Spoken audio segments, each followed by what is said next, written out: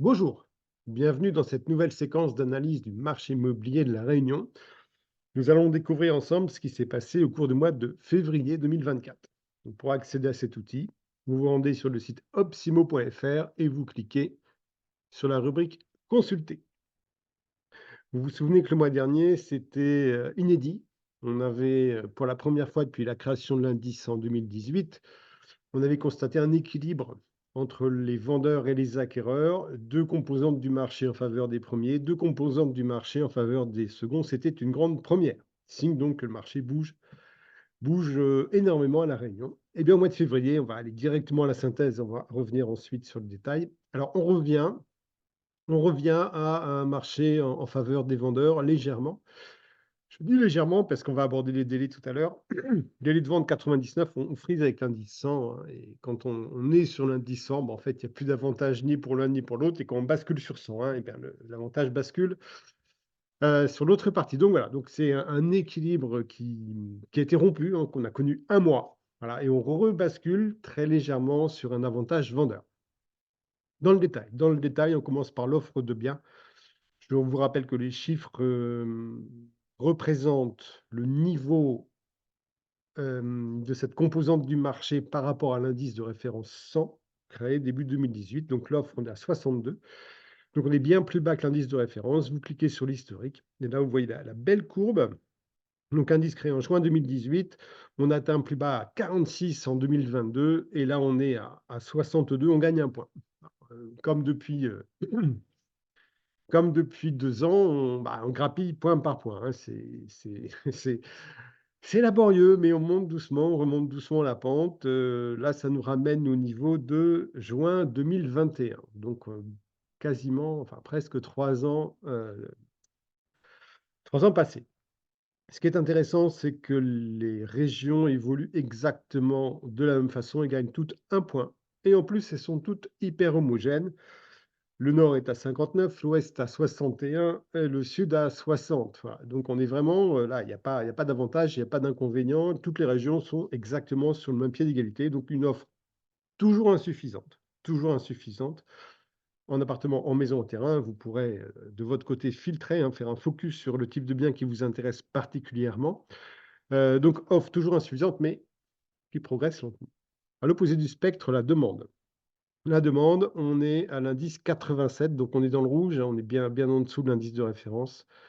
Quand je clique sur l'historique, voilà, donc on a l'habitude, hein, de voir le monde d'avant, le premier confinement, le monde d'après, explosion de la demande, enfin création de la bulle immobilière, et qui peu à peu va s'amortir.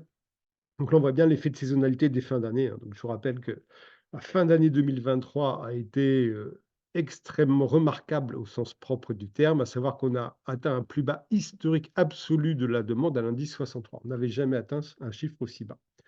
En janvier, on a remonté à 88, mais c'est une remontée saisonnière. Et février, eh bien pareil, on est à 87, donc on est vraiment sur une constante.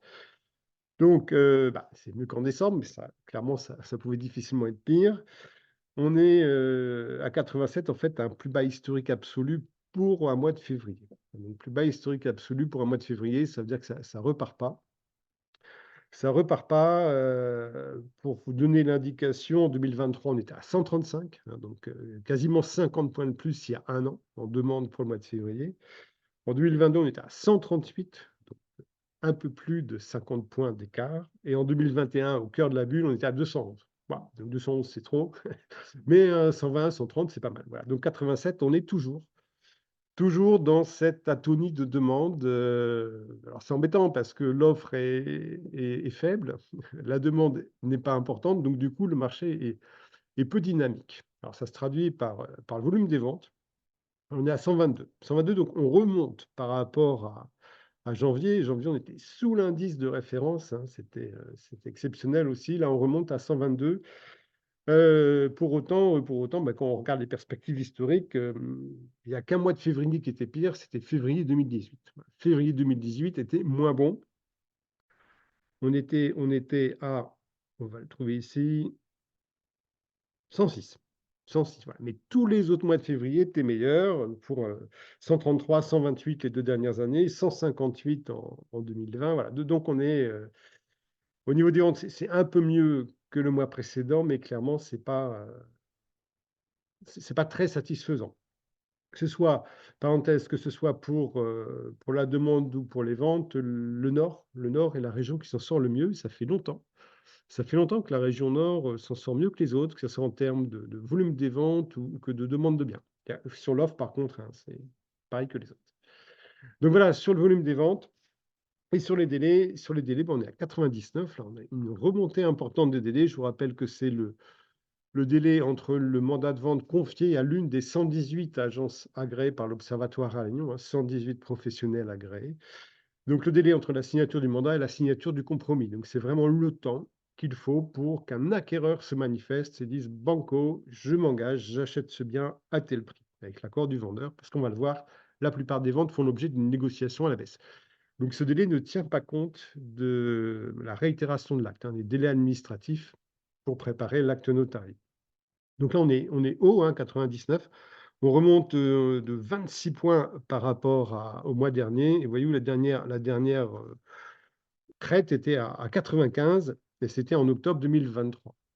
Voilà, donc les délais augmentent, donc marché, offre faible, demande, peu dynamique, marché donc avec en plus des délais marché peu fluide. J'ai regardé de façon très précise la valeur concrète de ce délai depuis le début de l'année, donc depuis le 1er janvier. On est à 21,76 semaines, donc plus de 5 mois pour trouver un acquéreur, et 78,72 des ventes font l'objet d'une négociation à la baisse. 78, 72, c'est énorme. En fait, c'est une vraie minorité des vendeurs qui obtiennent satisfaction par rapport à leurs prétentions financières. J'ai regardé la distinction entre appartements et maisons au cas où, il y a pas du tout de distinction. Les appartements, on est à 79,49. Les maisons, on est pile poil à 80. Donc, si vous avez un projet de vente, que ce soit un appartement, une maison ou un terrain, ne commettez pas l'erreur de 8 vendeurs sur 10 à La Réunion, cette erreur qui consiste à surestimer la valeur de votre bien. C'est humain. C'est humain parce que les données du marché ne sont pas transparentes. Si vous vous référez aux annonces publiées, vous savez que 8 sur 10 ne va pas sortir au prix de vente et de plus, un certain nombre d'annonces ne vont pas être vendues. Ne vont pas être vendues. Donc, c'est vraiment une fausse information, un faux indicateur. Je vous invite donc parce qu'on est dans une période où les acquéreurs sont relativement rares. Les conditions de crédit se sont un petit peu adoucies, mais clairement ne sont pas ce qu'elles étaient en 2022-2023. Donc le marché, aujourd'hui, requiert vraiment votre attention et une réflexion, comment dirais-je? Une réflexion très approfondie sur le prix de mise en vente. Parce que le marché ne va pas vous pardonner une surestimation. Donc je vous invite à contacter l'une des 118 agences agréées par l'Observatoire. Elle dispose donc, là nous sommes sur les données grand public, elle dispose de l'outil professionnel, donc des dernières ventes conclues dans votre quartier, dans votre rue au cours du mois précédent, de la semaine précédente, hein, avec le descriptif, toutes les photos du bien. Vous allez pouvoir comparer parce que la comparaison, c'est la meilleure méthode d'estimation de valeur. Et vous aurez pour chaque transaction le prix initial souhaité par le vendeur. Même si la mise en vente remonte à plusieurs mois, voire une année, voire 2 ans auparavant, le prix final obtenu et le délai qu'il a fallu pour conclure la transaction. Ces informations vous permettront de fixer votre prix en connaissance de cause et de vous faire aider par votre partenaire immobilier pour parvenir à mener votre projet dans les meilleures conditions. Voilà, on regarde ce qui se passe au mois de mars. On se retrouve dans un mois.